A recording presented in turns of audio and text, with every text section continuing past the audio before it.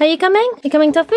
Hi, we're Harriet and Mauro, and 4 years ago we left our previous lives behind in search of a plot of land we could call our own and develop into our dream homestead for our family. We fell in love with this 4-acre abandoned farm in the hills of eastern Spain, with a dilapidated cottage and a huge ruin which would give us lots of exciting work for many years to come. After managing to purchase the land, we spent 6 months coming at weekends in a rental car to start work on the massive clearing job, and eventually I moved here on my own for a year with our Chihuahua to continue working remotely and trying to make progress on the renovation. After a year, Mauro was able to join me, and since then we've balanced this huge project alongside a whole bunch of other major life events. Sometimes it's overwhelming how much we still need to do, but lots has changed here over the years, so in this video, let's take you on a full tour of our land, and for the first time in one video, let's see all the work we've done on the land and the house over the years.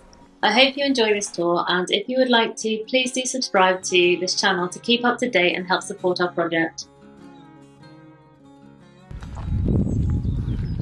So we're down here at the furthest point of our property, furthest away from the house. This fountain isn't technically on our land, but our land starts very close to it, and we'll work our way back towards the house. We are totally off-grid here, so this is our drinking water and our irrigation water. We come and fetch water here for drinking in bottles, and we take it up to the house. We have a whole system of irrigation connected to this water, which we'll show you as we go along. So this is probably the main reason why we bought the land that we bought. Access to water is not a very common thing in this area. It hasn't fully stopped ever, but it does in drought times. It does dry up quite a bit, and it just goes down to a little trickle that is not even worth collecting, because filling up a 8-liter bottle takes minutes. So what you're seeing right now is probably not the strongest it's been, but it's a good flow. So at the end of this stone trough, there's a pipe down there, and it goes underground all the way into our land. One of the biggest problems that we have with water is that the underground pipe is in really bad condition. We think our land starts around here, where we've got like very rustic inspection chambers. All of this section of pipe needs to be replaced.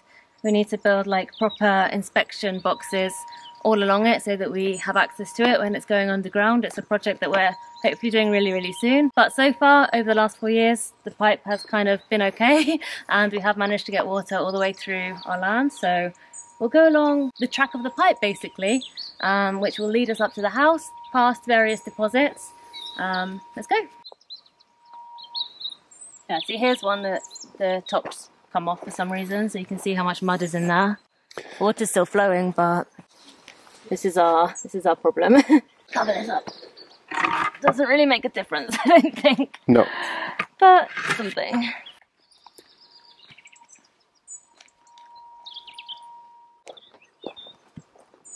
And here we come onto our first terrace. This terrace is a mess. I don't know if we should show this. No, it's just a pile of wood. Yeah, it's bad. Notice how the pipe here comes from the ground, and it never goes underground again. Features in this terrace: dead almonds, pile of branches, old pipe, more old pipe, water pipe, empty deposit, more old sticks, some olives, some maybe not dead almonds, more pipe, more branches, leaky pipe, shotgun shells. And then from here, the easiest, well, it's not the easiest, but from where we are right now, the straightest way to get to more land is just following the pipe along this wall, basically. Otherwise, we could go along the road, but there's not much to show you on the road, so let's go this way.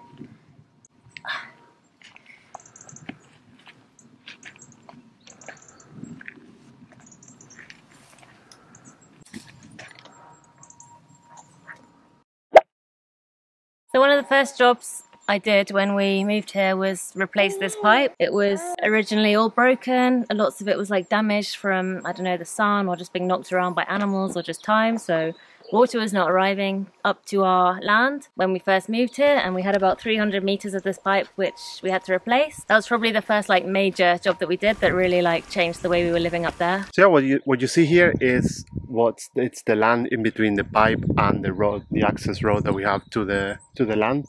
And it's just the side of a hill. It's very rocky, full of like bushes and pine trees, so we don't really use it for much, but we have the intention of slowly clear it a bit from pines, and maybe in the future we'll plant or different kinds of trees, I guess. I really like this area because the tree branches are so thick that it's kind of like an umbrella. I would really like to build a little stone bench so you can come and sit here. I just find it a very peaceful location. Yeah, we've never harvested from this one because although it produces loads of carob, it's just a really awkward place to come and harvest from because you're on the edge of this like terrace wall and well, you saw the access getting here. It's yeah, but it's a shame because it's like a massive old tree and it is very productive. The ground is just absolutely covered in these, but yeah, maybe another year. Duck.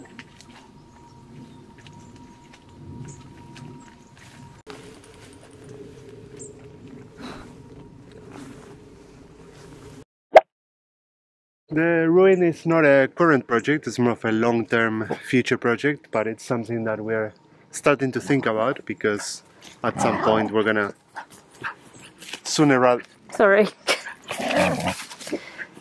Dogs. Yeah, sooner rather... Excuse me? But yeah, sooner rather than later we're gonna want a bigger house than what we have, so it's something that we're starting to think about in terms of the logistics of this road, how this road can fit trucks for construction and for taking out rubble, how we're gonna demolish it, what permission, like what we're allowed to build, what we're not allowed to build, and then the actual architectural design of it, like what features do we want, like how big do we want it. There's a lot of things to think about, but yeah, it's a scary project to tackle, and I'm sure you'll see a lot more videos of that in the future, hopefully.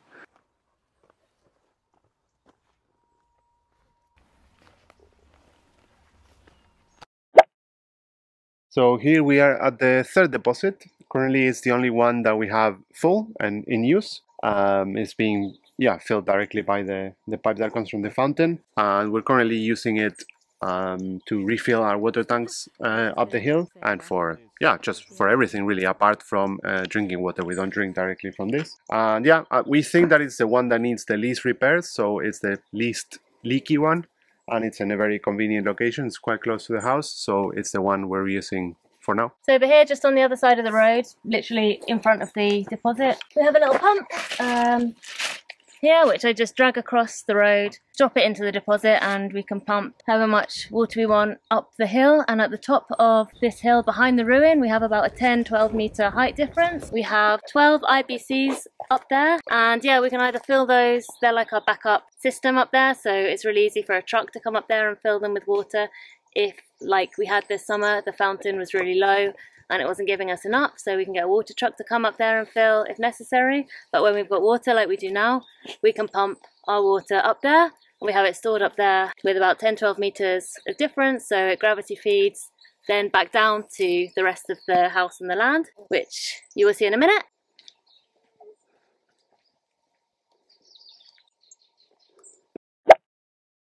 So now we're getting to the part of the land where we actually kind of live and use and take a bit more care of. So behind me you can see the stone house where we live, which we'll give you a full tour of that in a minute because that's where we've probably done the most work over the years. And we'll just finish off looking at the land around here, I guess. So we've got a little terrace here, and that has the deposit at the end. We've got an orange tree, a really productive orange tree, and a few other trees, vines and things like that in this terrace. And then coming down here, so we have a little track down here where a vehicle can get down, but we never really come with a vehicle or have any reason to bring a vehicle down here, but it could. Then as we come down, there's a tiny little terrace with some olives snaking along that way. Vines, olives and vines, that's what we've got lots of. Down a little bit further, and then we're at the bottom of like our lowest level terrace. And just behind it, over the edge of the wall, is the barranco, which you'll see in a second. And this path continues down here.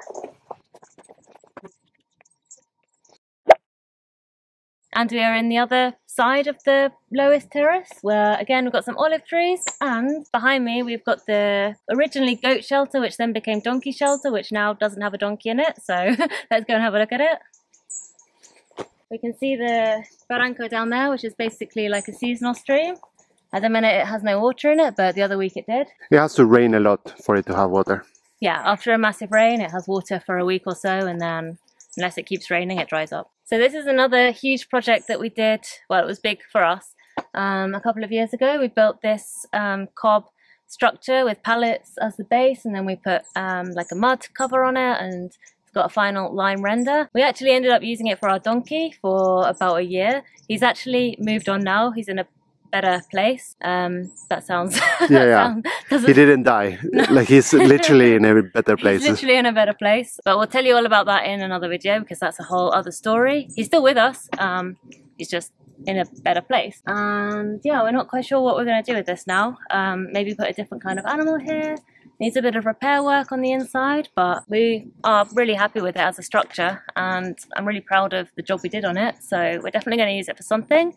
We're just not 100% sure what at the moment.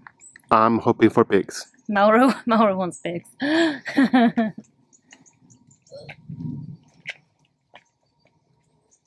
Proud of this door, don't you think? Yeah, it's great, this door. I love it. So yeah. Yeah, the inside of it we never rendered in lime. We should probably do that. And it's got a few damp patches and bits where the mud needs fixing. Fence needs some serious work. This kind of fence, just not great for a donkey. And I think we put like one or two of these posts in the ground with concrete, just where it was really rocky. But we should have done them all with concrete, because literally the only ones that are still standing are the ones that are in concrete. They're all, there's posts that are not even in the ground anymore. Electric fencing is the way to go for donkeys, I think. This part of the land is very rocky, and when we were digging holes for the posts, we really struggled. This one's alright. And we didn't have the machine that we have now, so we could do a better job now. It's very rocky. It's just rocks. Just pure rock. Just pure rock. Look how many carib are coming out of your manure pile now. Mauro was cultivating life here. There's two there. 2, 3, There's 4. another one there. Look, that's a fig tree, right? Yeah. Oh, yeah. Nice. Oh, a tree, exactly. This is actually really nice, like arch. Nice little arch with the fender. How cute! How nice is this?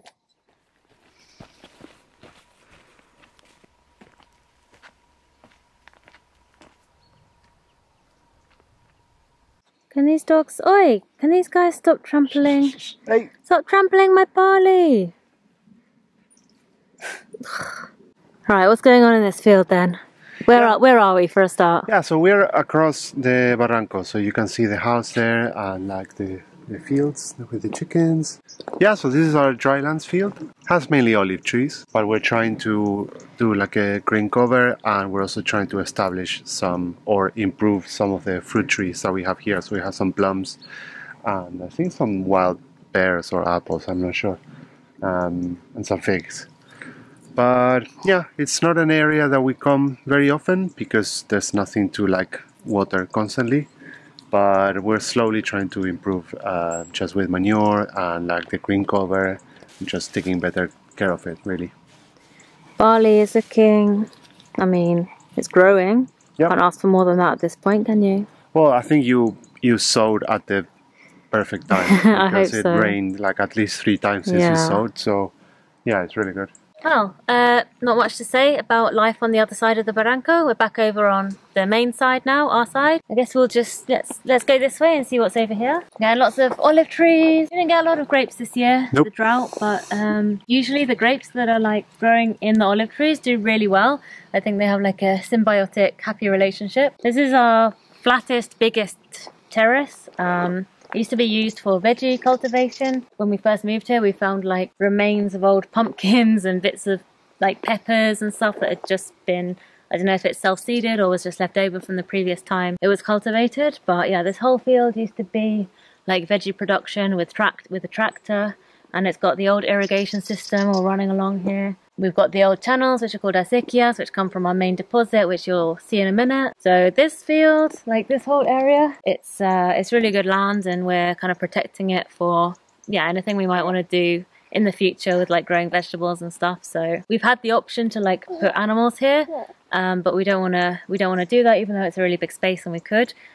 We have got a little animal project going on over here, so I'll show you that. This is the edge of the terrace. This is the barranco running around here. It runs around all around the edge of the land, all the way up to the top and around. It's really nice to have like a very wild space just down here, I think. So here you see where we're going to be building a massive enclosure. The posts are in, that's as far as we've got so far. This is going to be a big like chicken and duck enclosure. We're calling it like a chicken and duck food forest because we've got lots of fruit producing trees that we're trying to grow in here. More vines all along this edge here. Things are not looking their best today with the weather. It's kind of grey and overcast. We chose a day with no wind to film this. Yeah, it's a very British day. Very dull, quiet, like grey day. This is very unusual. It's normally blue skies, squinting. Actually, it's nice not to squint at the camera. That's a really good point. Some of the fruit trees. This is a pistachio. Sure what this one is. This pistachio is doing well. Pistachio. That's nice. So at the other end of the chicken and duck food forest, we move into more field. More field. There's the old chicken coop. We'll reuse that once they move back into this area. This is their temporary enclosure.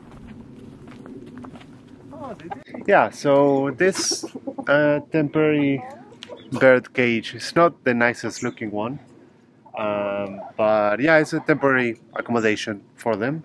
While we build their area. Yeah, full area where they have lots of space to roam free. We'll have more birds, and they'll have shade and cover and absolutely everything they need. A pond. So we're trying to we really like the birds. We love the eggs, and I think the happier we make them, the better eggs we'll get and the happier they will be. So that's important for us too. So we bought this cage because yeah, we saw a friend have a similar setup, and I actually kind of really like it. I think it's a very practical infrastructure to have, because when we don't have the birds here, we might use it for Una if we go away. It's actually a dog pen. Yeah, it's actually a dog pen. But we're also thinking that we could use it for other animals in the future. And another thing is that when we're done with these birds here, they're gonna have food, and there's a lot of straw, and there's a lot of leftover food that is gonna be composting here. So it's gonna be a perfect spot to plant, I don't know, pumpkins or something like that. And if you get into a rhythm of moving this and having the birds in different places, it's kind of like a chicken tractor kind of setup. It could be.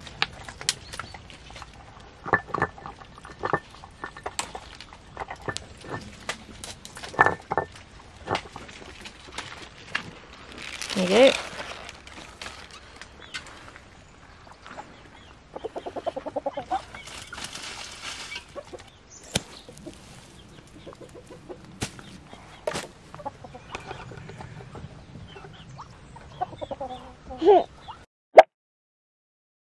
This is the entrance to our old garden. So when we first moved here, I built a huge garden in this area. I think I had 22 beds or something, which I had put together, and I'd boarded them, and I'd done the paths, and we brought dozens of bags of wood chip in, did all the pathing. It was a lot of work to set it up, and actually quite a lot of work to maintain it and plant it and harvest it every year. Since we've had Santi, I have to say I have not really set foot in here, and we are growing in a different space now, but it's got a lot of productive trees in it still, and actually some of the beds are there's still stuff growing in them. So given that it's been neglected for well over a year, it's actually quite interesting how it's kind of evolved. It's as tall as me, this kale. The kale in this garden must be about 2 years old now, and it just keeps on sending out new florets like this. You just can't use it fast enough. I usually break off a couple of these a day just for the chickens. Come on, chickens! They love it. Yeah, they do. I don't think we'll ever go back to growing in this space, at least not in the way we had it, because it was just too much food and work for us, the size that it was. Never say never, but yeah, it's an area in transition, I guess, at the moment.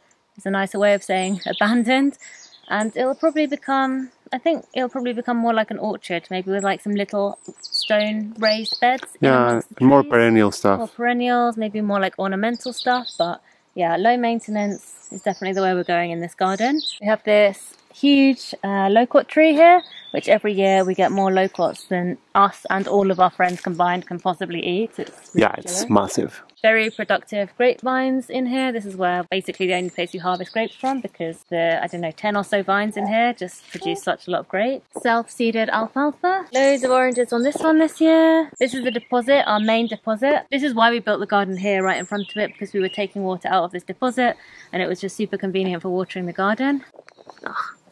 Big mosquito.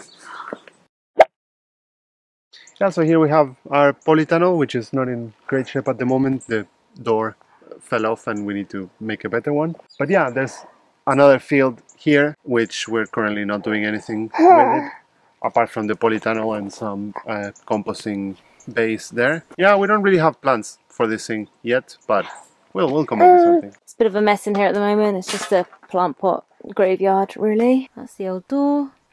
Yep. This is our wood pile. Have like 2 bays for firewood and 1 for kindling. Each bay sort of lasts us maybe two-thirds of a bay is a winter. Yeah. Depends on how cold it is. Like last year, 1 bay was more than enough for a winter. So I reckon we have here around 3 years of wood maybe. And if Harriet turns around, we have the house. There it is. So yeah, we've been working quite hard on trying to make the front of the house look a little bit nicer. It is a bit of a mess, but some of it looks a bit nicer than it did before. We have some citrus trees here, and we have a lot of stuff growing in pots. We have raised beds out of the front of the house as well. When we first moved here, this area was like completely overgrown. You couldn't see the path. There was about a mat about this thick of like roots just all over the concrete. I didn't even know, you couldn't see that there was concrete out here out the front. So we cleared all of that away, and over the years I've been kind of working on this area, trying to make it a little bit nicer. Recently we built a number of raised beds here, and they've been working really, really well for us. This is actually the only place that we grow vegetables at the moment, because like I said, the main garden is just too big for this time in our life, and we get a lot out of these little raised beds. We can take good care of them because they're small and they're close to the house.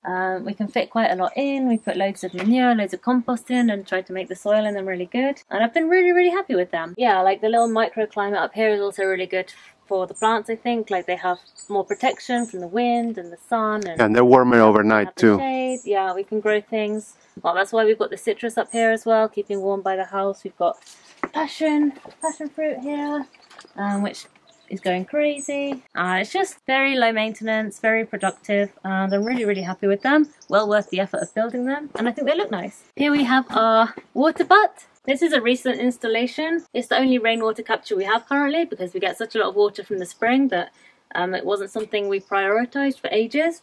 But it's actually been so much better than I thought it was going to be. Like, I didn't think it was even worth just capturing something in such a small barrel. Like, it's such a fraction of what we could be capturing. But it's been so useful having this outside the front of the house. This is all the water that we use for watering pots, and I use these bottles for the chickens, so... This overflows every time. It rains for 2 minutes and it overflows. It's really just a fraction of what we could be getting. And how many times has it filled and refilled, like, in the months that we've had it? Like, 5-6 times. Like, it's well worth having, I think. So I'm really pleased with this. Got quite a lot of stuff that I need to pick from these beds, and there's lots of winter stuff in amongst all of the other things. There's cabbages, broccoli, New Zealand spinach, kale, obviously always doing really well. This is where our outdoor cats live.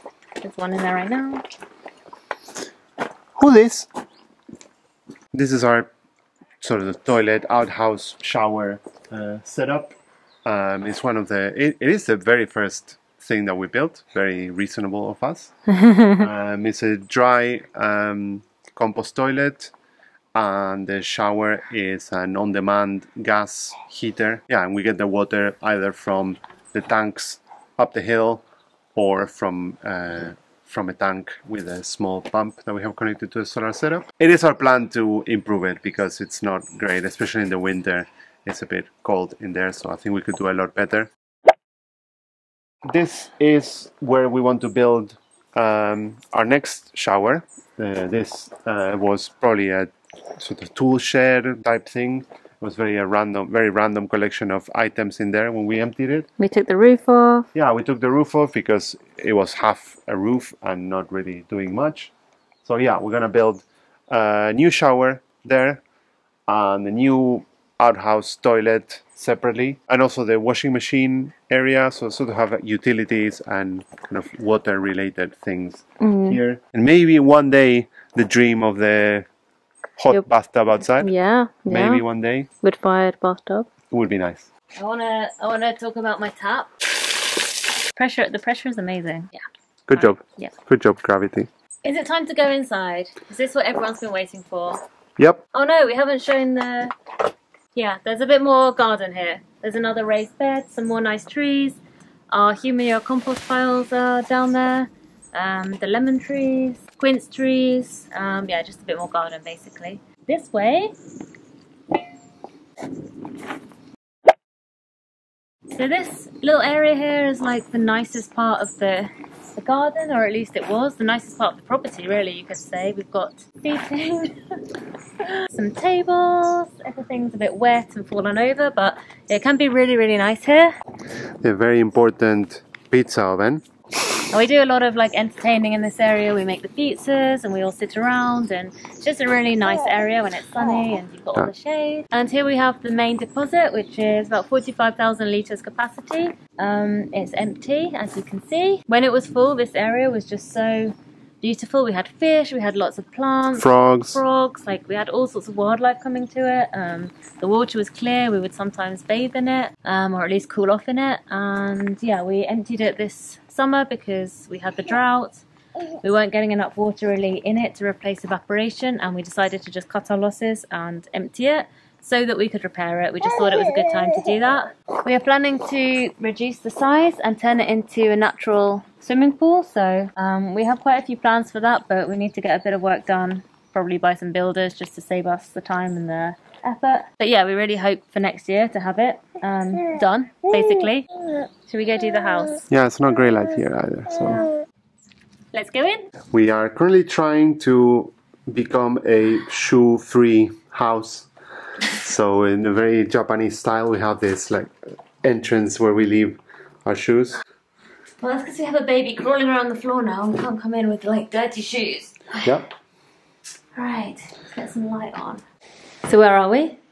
We are in our beautiful kitchen. So before, this kitchen was, it didn't have as many surfaces as it has now. It didn't have anything. It was a It had some surfaces. It yeah, had a sink and it had stuff. That's not the main difference I would point out. I would have pointed out that it was like an open porch. The main thing that we did on this kitchen, the most dramatic change, was that this wasn't an indoors kitchen. It had 3 walls and now it has 4. So all of this was open and it was very cold that first year. Very full of animals. Full of animals, bugs, Dust. and everything, and rats, and yeah, it was an outdoor kitchen. There was no door and no windows. So yeah, put the doors, put the windows, redone all the surfaces, which we built with bricks and then tiled on top.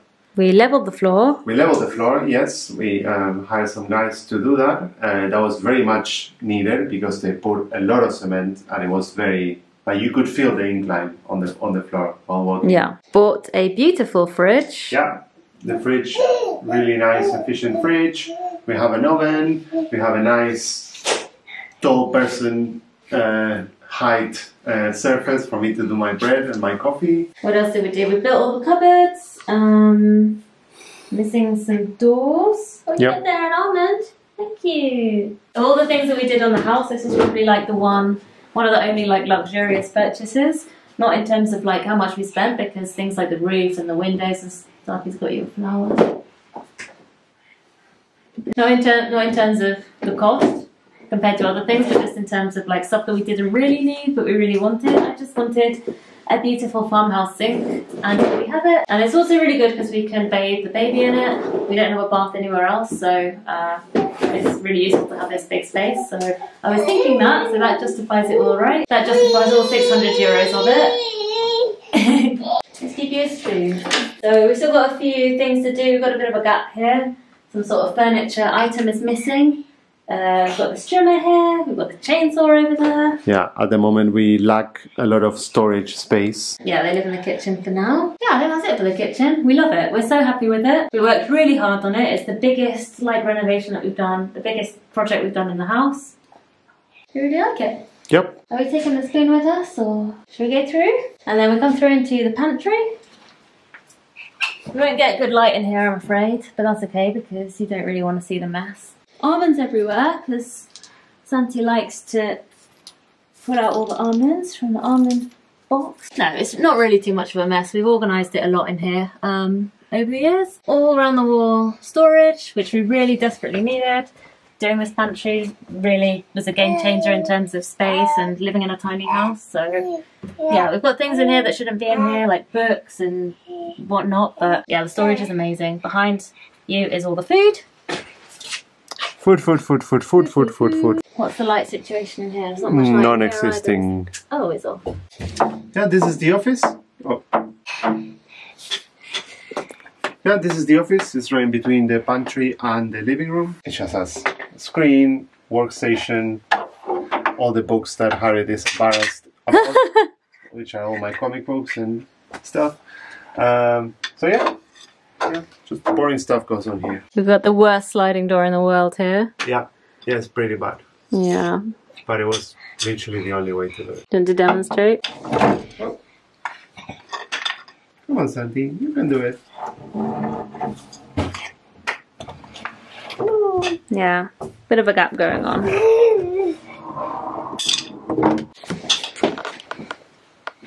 Then we come through into the living room. This is our foldable table. It's one of our latest kind of tiny house additions. Normally we just need it for 3, but it can fold out and you can sort of sit 6 maybe. This is the living room, but it's mostly Santi's play area at the moment. We have a sofa bed for our guests.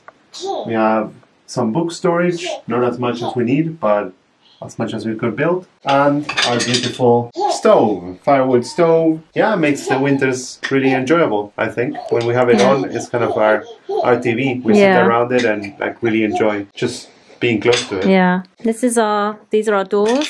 Well, actually they're windows technically, but I mean they serve as a door. We love them because previously there was a horrible metal door here and we had no light in this room at all. Absolutely zero light. Here we have a sofa and a chair. I just wanted to show this side of the room. Yeah, those are sofas and chairs. We've got some lights which we'll probably turn off now to save power as we go upstairs.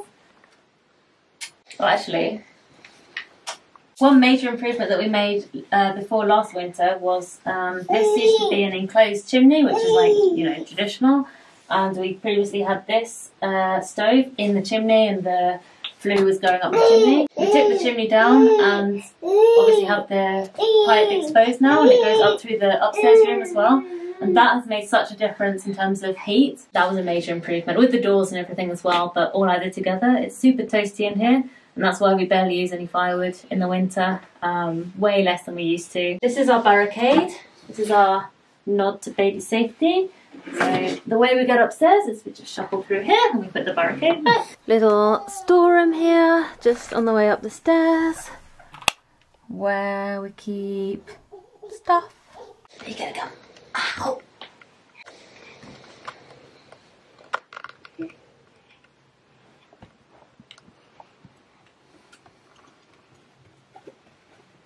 Just open this door for some extra light up here. This is our bedroom.